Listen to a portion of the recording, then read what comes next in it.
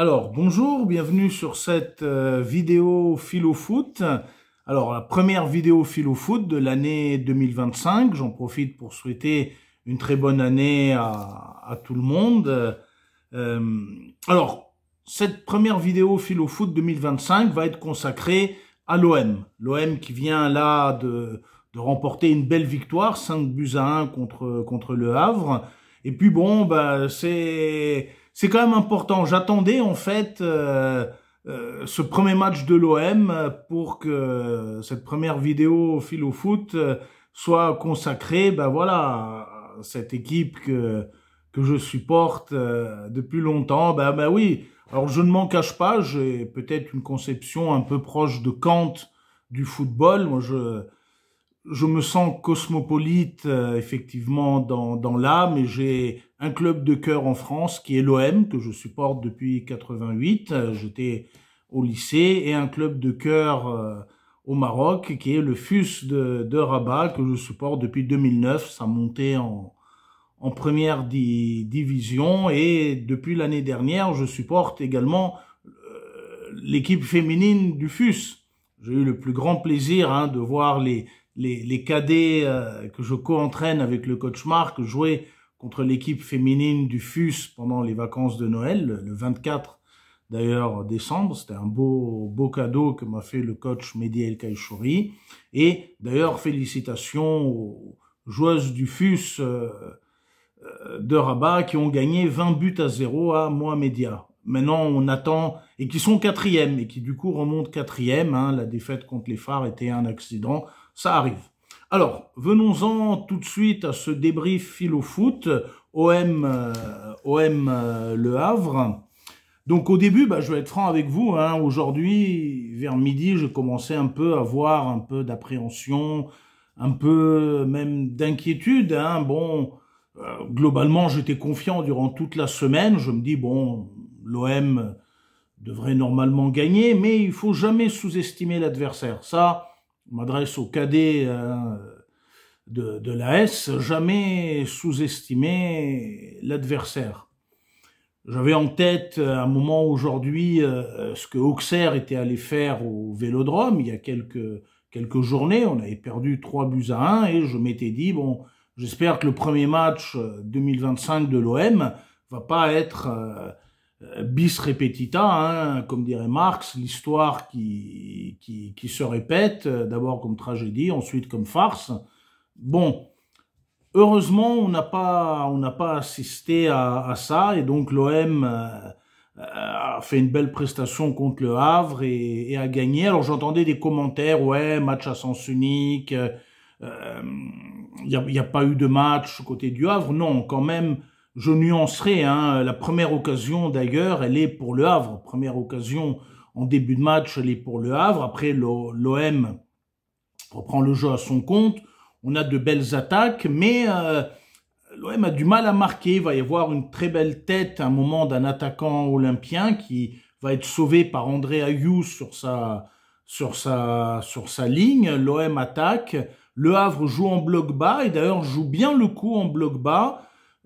Ils commencent, ils sont bien positionnés, ils commencent à nous poser des problèmes. J'ai en tête un peu le match nul que le PSG avait fait également face à quelques équipes qui jouent en bloc bas, mais l'OM n'est pas le PSG. Et à la 25e minute, Rongier effectivement reprend un ballon perdu par la défense havraise, perdu dans l'axe par la défense havraise. Hop, il tire fort. Il y a un des attaquants qui saute et le gardien du coup havrais un peu surpris. 1-0 à la 25e pour l'OM.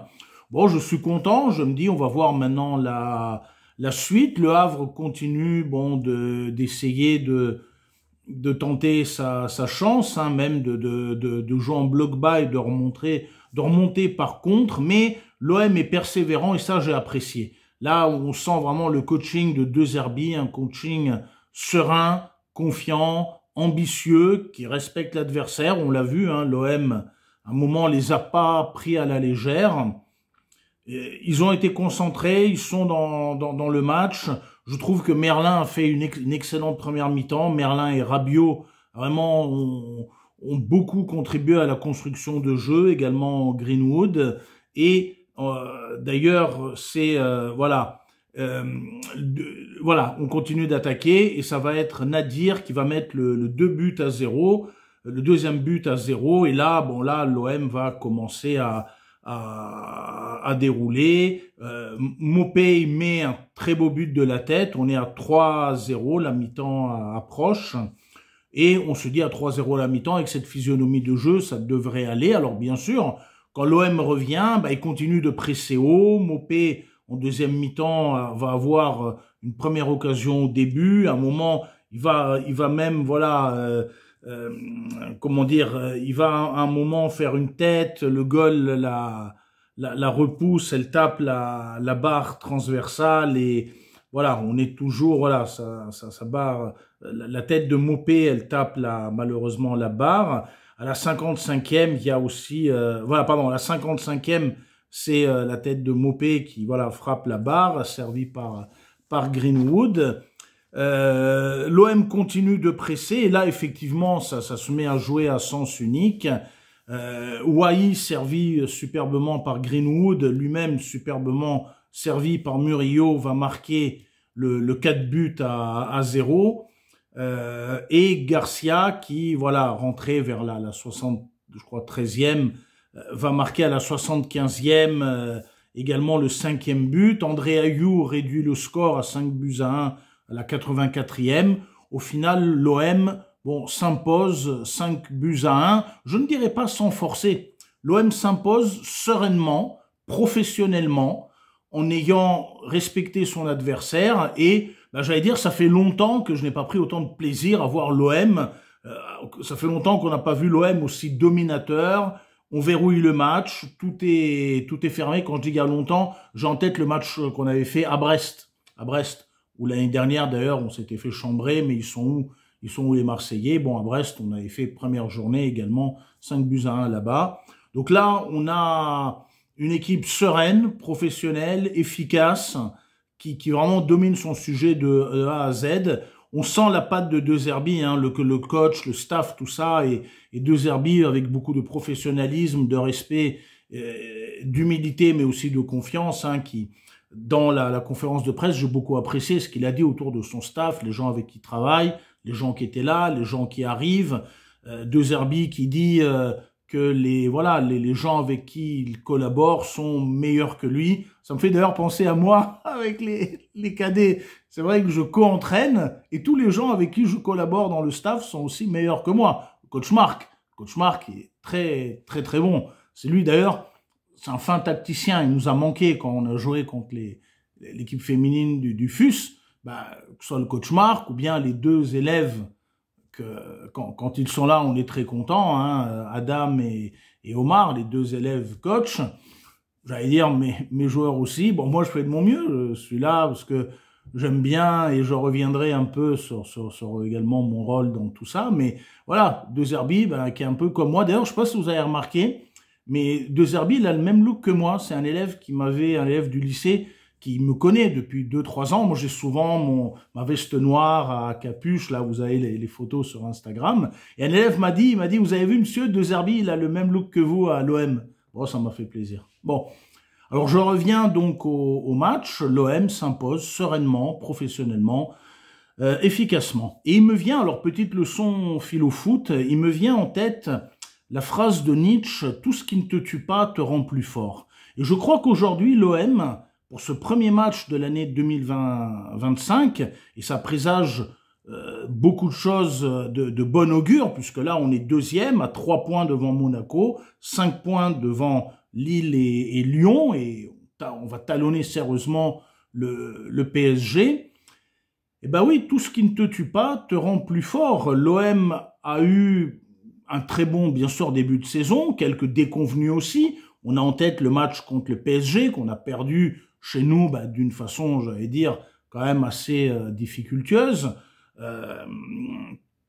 J'ai en tête, voilà, le match d'Auxerre dont je parlais tout à l'heure. On a eu quelques déconvenus chez nous.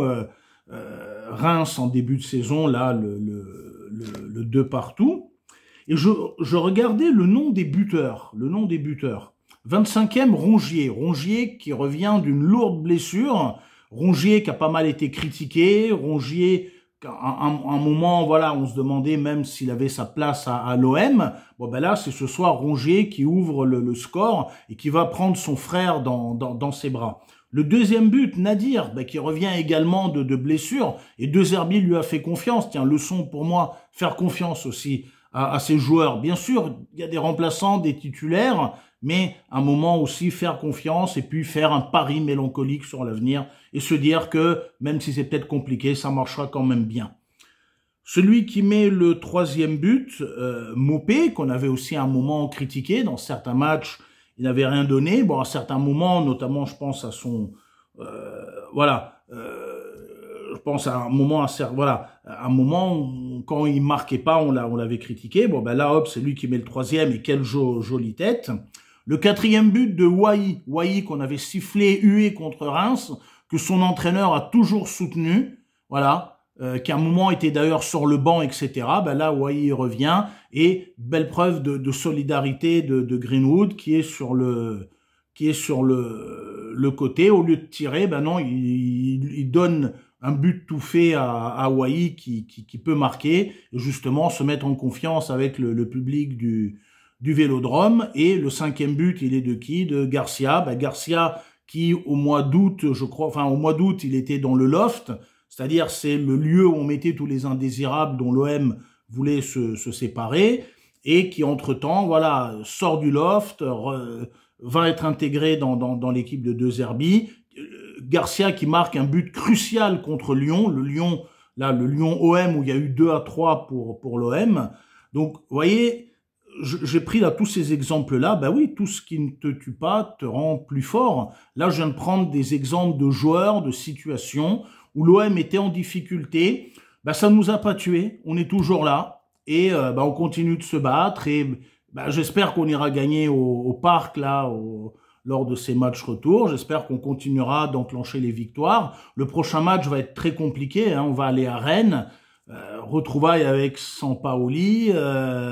Retrouvailles avec Mandanda, que j'apprécie beaucoup, j'assume parfaitement, comme je vous dis, mon côté un peu cosmopolite du football. Je supporte l'OM, c'est mon équipe de cœur, mais bon, tout le monde sait le respect que je peux avoir et l'admiration pour ce grand gardien qui est Mandanda, et c'est pas parce qu'il a fait une boulette contre Nice que ça enlève toute son histoire, tout ce qu'il a apporté au Vélodrome, etc. Donc oui, tout ce qui ne te tue pas te rend plus fort. Et là, je pense que l'OM l'a montré aujourd'hui. Ça a été une très belle victoire, une très très belle rencontre. Et j'ai pu suivre donc cette rencontre sur la chaîne de RAF Football. C'est une chaîne que je suis depuis, je pense, 3-4 ans, hein, même peut-être avant, ou un peu après. Je l'avais découverte un peu après le Covid. RAF Football, c'est une chaîne sur YouTube. Je vous conseille d'écouter ses précieux commentaires. C'est quelqu'un, effectivement, qui a d'ailleurs un très bel esprit philosophique, qui prend, voilà, un moment parfois des réflexions très très pertinentes, qui sait argumenter et poser des vrais problèmes sur l'OM de manière intransigeante. Comme dirait Nietzsche aussi, voilà, parfois à un moment démolir les idoles. Et ça, je pense que RAF Football le fait très bien dans ses commentaires de matchs de l'OM. Voilà, donc j'ai une grande pensée pour toi, Raph. J'aime beaucoup, voilà, ton travail, etc. Je sais que tu traverses des moments difficiles et j'ai une grande pensée pour toi le soir du 31, pour toi, pour ta famille. Je voulais te souhaiter le meilleur pour 2025, même si ça va être une année difficile. Et là encore, tu vois, comme une ritournelle, voilà, oui, la vie n'est pas toujours rose, la vie est parfois compliquée et je te souhaite vraiment, voilà, je te souhaite tout le courage possible et tout mon soutien, mon amitié. Ce qui nous tue pas, nous rend plus forts, la vie continue, qu'on le veuille ou pas, c'est comme ça. Et comment dire, tu vois, c'est même pour philosophe, c'est jamais simple. Parfois, peut-être, il vaut mieux ne rien dire pour ne pas dire de bêtises. Donc voilà, je voulais te dire que le 31, j'ai une grande pensée pour toi, pour ta famille. Je te souhaite tout le soutien, le courage possible. Cette vidéo Fil au foot, ma première de 2025, elle est pour toi, en cordial hommage pour ton travail, pour tous les bons moments que tu nous apportes sur ta chaîne YouTube, pour les commentaires, pour les débriefs d'après-match que j'écoute, et également voilà les avant-matchs que tu fais, pour ton humour, pour tes colères, pour toi. Voilà. Et alors je finirai pas par la phrase de Nietzsche, ce qui te tue pas te rend plus fort, mais je finirai cette vidéo Fil au foot par cette phrase que je répète d'ailleurs souvent dans mes cours ou dans mes vidéos également Fil au foot. Cette phrase de Spinoza que Gilles Deleuze, le philosophe Gilles Deleuze commente souvent: nous sentons et nous expérimentons que nous sommes éternels. Nous sentons et expérimentons, hein, c'est pas qu'on est éternel, non, nous sentons et nous expérimentons qu'on est éternel. Éternel, c'est pas qu'on est immortel, on est tous mortels, et de ce point de vue-là, effectivement, on n'est pas libre de faire ce qui nous plaît. Mais sentir et expérimenter qu'on est éternel, ça veut dire que ici-bas, il y a des moments précieux, des moments qui échappent au temps. Voilà, le temps, c'est le début, le milieu, une fin. Le temps, c'est ce qui avant, enfin, c'est ce qu'on peut délimiter chronologiquement par période, début, milieu, fin, par exemple. C'est, on pourrait dire, une image du temps où la naissance, l'enfance, l'adolescence, l'âge adulte, la vieillesse, la mort. Et il y a sentir et expérimenter qu'on est éternel, c'est justement ces moments qui échappent au temps, ces moments de convivialité, ces moments qu'on peut avoir dans le football, dans le football, dans ce qu'on peut voir autour de nous, dans le regard de quelqu'un, voilà. Donc je voulais te dédier cette première vidéo Fil au foot, et voilà, sentir avec toi au moment où je te parle, hein, sentir, expérimenter avec toi que nous sommes éternels, qu'il y a quelque chose d'éternel dans la vie, quelque chose qui ne disparaît jamais tant que nous sommes là, et que c'est dans notre cœur, ça ne disparaîtra jamais. Et je ne parle pas uniquement de la victoire de l'OM en 1993, la date de ta naissance, et j'en profite pour te souhaiter également un très bon anniversaire samedi. J'espère que l'OM va quand même aller gagner à Rennes, hein. 2-0. Allez, bonne soirée à tout le monde, bravo à l'OM, et voilà, et bravo également à l'équipe féminine du FUS de Rabat. Bravo aussi, bon courage, comment dire, à l'équipe masculine du FUS, hein, qui est là plusieurs matchs sans victoire, qui allait gagner 2-0 à Touarga, mais comme également à Touarga, je connais quelqu'un. Alors au Maroc, je commence à être embêté parce que je commence à avoir des amis un peu dans toutes les équipes. On va me traiter de footix, mais je m'en fous. Bon courage aussi à Touarga, et voilà, l'entraîneur dont j'ai eu le fils en cours il y a quelques années. Oui, mais au Maroc, j'ai ce problème-là, c'est-à-dire comme je connais un peu de monde dans chacune des équipes, je ne peux pas dire par exemple que je n'aime pas les Phares, je n'aime pas le Raja, je n'aime pas le WAC. Forcément tout le monde, quelqu'un que je connais là, ou Touarga ou ailleurs. Bon allez, bonne année à tout le monde, et petit clin d'œil aussi à Thomas, bravo pour Saint-Étienne, hein. J'ai pas regardé le match, mais j'ai vu le score, 3-1. Je croise les doigts pour que Saint-Étienne se maintienne, et voilà, comme l'OM les a déjà joués et que t'es pas rancunier, au plaisir de redéjeuner ensemble ou redîner ensemble, un de ces quatre. À bientôt. Bonne année à tout le monde.